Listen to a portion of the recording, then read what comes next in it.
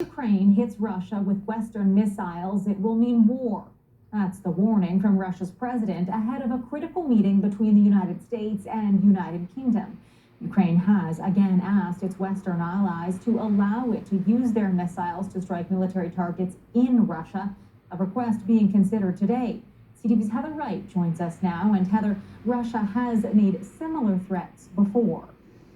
They have. Russian President Vladimir Putin has drawn a number of red lines throughout this war. And while many analysts believe this is just more saber rattling, there are concerns it could lead to further escalation. Ukraine has been firing Western missiles at Russian targets for months, but only those inside Ukraine.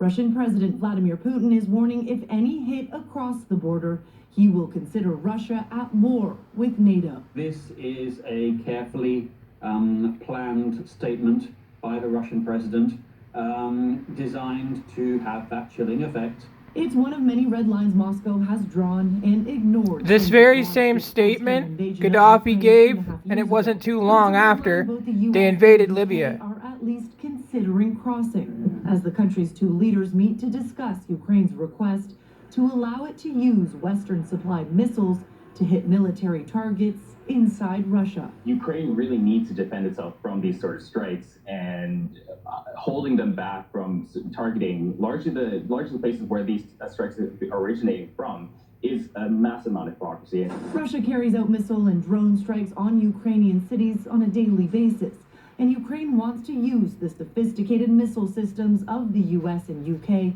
to strike back at the Russian sites where these attacks are launched.